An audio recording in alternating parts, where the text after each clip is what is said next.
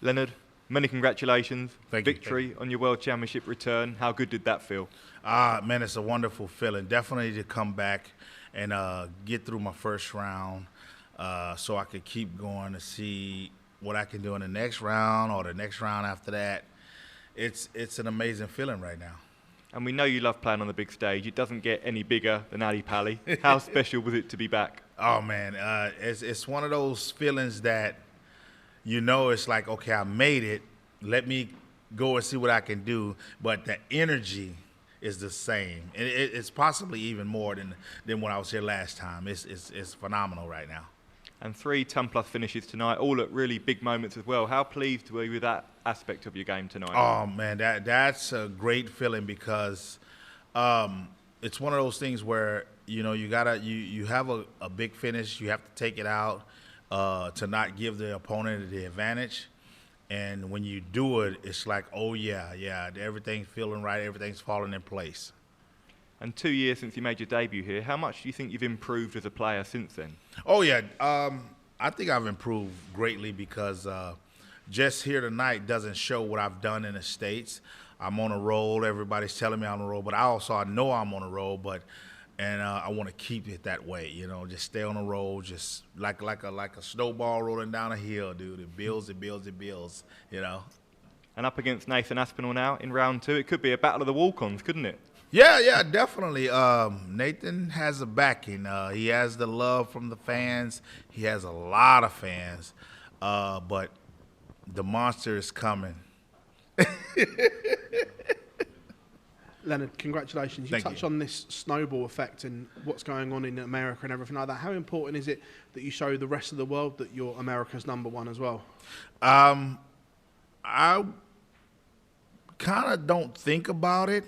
I just go play my darts and I hear and see what everybody else is saying about it, and but it just gives me that motivation to keep it that way.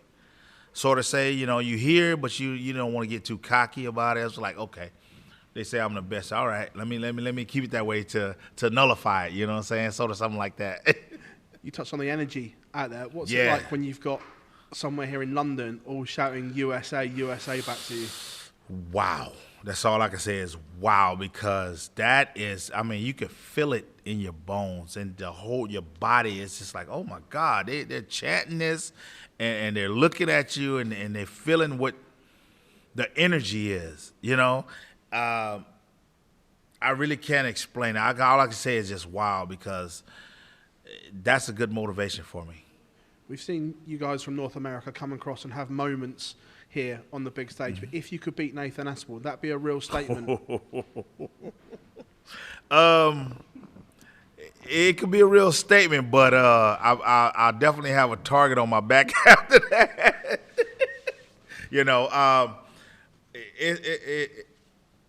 I'm lost for words right now. My thing is I'm going to go in the game and just focus, play my game, because I know what he can do. I've watched him many times on YouTube and everything. I definitely know what he can do. Thank you. Leonard, congratulations. Thank you. There were some big moments in that game, but you talk about the Aspinall game. How much do you think you'll need to raise your levels for that one? Just a wee bit, but it's the focus part. You got to stay focused. You can't get into the energy or the emotion of the crowd. You feel them, you hear them, but you can't focus on it. You got to stay focused on the board and the game and what you're doing, because with an opponent like Nathan, you lose focus, he'll capitalize on that and he'll destroy you. You mentioned emotion there. Cameron Menzies was obviously very emotional towards the end of the game that you've just had.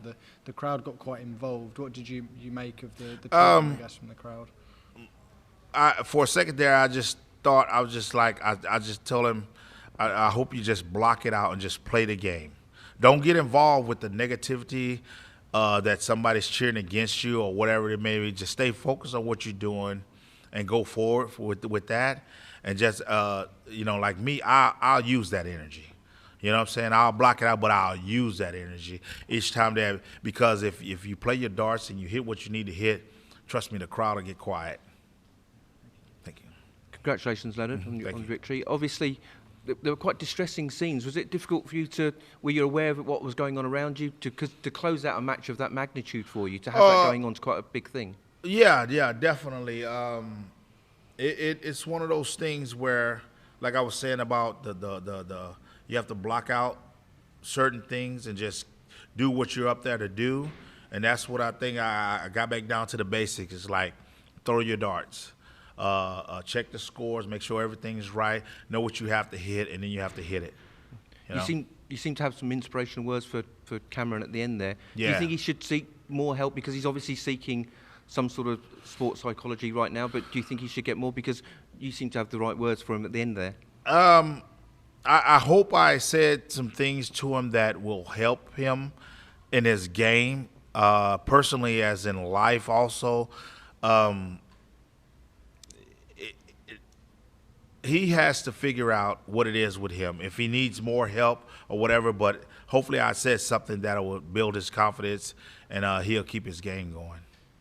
Thank you. Leonard, we saw on stage there was quite a contrast in how the two personalities were. We see the pressure that Cammy was under and how he was feeling, whereas you seem to go up on stage and every time we see you, it's just enjoying it. What do you want to get out of darts now? Because we see a lot of you on the World Seniors, over in the States, Grand Slam here. What is the goal for you? Is it just enjoying life and picking up a few quid here and there? My goal with that is to do and see and be a part of more of it. You know, if I could come over or in the States or over here, if I can go and be on a big stage like that, I'm going to start wearing glitter clothes and doing more dances. You can try and rival Peter Wright on Stowe Bunts. Yeah. One of those things, you know, because they got their little shine on it, but they don't have the moves though. You can face Nathan Aspinall next. Now, Nathan, in the recent Sky documentary, has spoken about issues with dartitis, and he went out in his first game here last year. Do you think he's going to be feeling the pressure on that stage, whereas you, having played a game, enjoying yourself, maybe don't have that same kind of pressure? With me, I don't think so. Now, I mean, the pressure is not going to be on me because I know I'm just going to play some darts. With Nathan, it's just like you have to forget about that and go forward with the opponent that you have in each thing you do, each event, each segment that you go against. Just go play darts. You know what I mean? It's not a life or death thing with him because, I mean, he's already established, you know. He's a great player.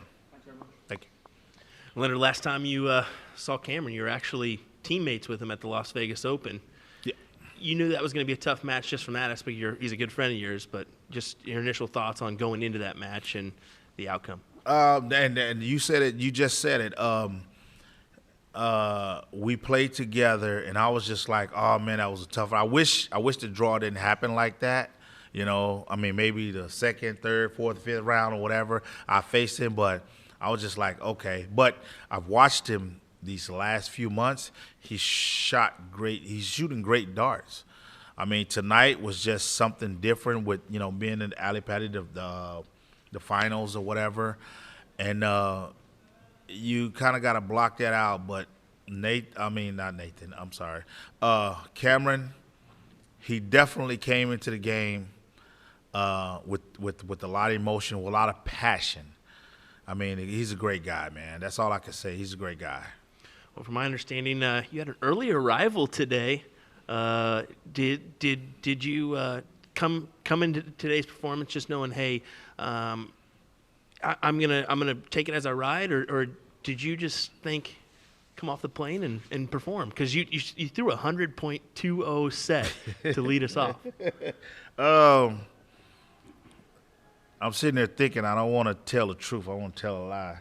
But the truth is, I looked at the bracket wrong. I didn't know I had to play Cameron today. I was looking at the 18th, really, where it said Nathan, and then it had Cameron Menzies, Leonard Gates. And I'm like, oh, I have to play to the 18th. So it was just kind of a mental mistake, but it bugged me. Everything I was doing back in the States, I'm just like, my body wasn't feeling right. I'm just like, something's not right. So I got on my phone, I started checking. I was like, oh, my God. Because I actually changed my flight to fly out on the 15th. Wow. Because initially I was supposed to fly out on the 13th. Want to come out 100% on the doubles, 138, 120, and 85 on bull. Goodness gracious, Leonard. Yeah, I got off the plane and got to the hotel, checked in early. I didn't go to sleep. I brought my board with me. I was just throwing on the board until I got over here, and continuing it right now. So I don't know. When I leave here, I don't know if I'm gonna crash or blow up or anything right now. I'm just on energy right now. Leonard, from a North American angle, you're the first to play. You're through. We're 1 for 1. Mm-hmm. Talk about what it would mean for darts in North America should you progress through to come back after Christmas, and then also what your fellow compatriots might mean for darts in the States. All the messages I received from everybody in America, hey man, go there, best of luck to you, this and that. That's gonna. Me getting past this one here and going to the second round, maybe possibly the third round, the love that I got for North America it means a lot because everybody's watching over there. Even the people they just oh well yeah he plays darts, but it's like wait a minute, he's over in the World Championship playing darts, and he won his first match. So it's like, it's building. It's already built, but it's building even more. It's like I say, the snowball effect. And right now, the snowball is huger than this room, When we talked before the match, you mentioned that your back was giving you a little bit of problem. You had kind of worked it out. Did that come back in the second set at all and kind of start bothering you again? If it did, I didn't know about it because I wasn't thinking about it. Somebody was like, "Wait, why is he limping?" I'm like, I didn't notice I was limping or whatever, but I kind of blocked it out and just saw what was in front of me, the dartboard, the line, and did what I had to do to get out of that and then go to the second round. Leonard, congratulations. Thank you.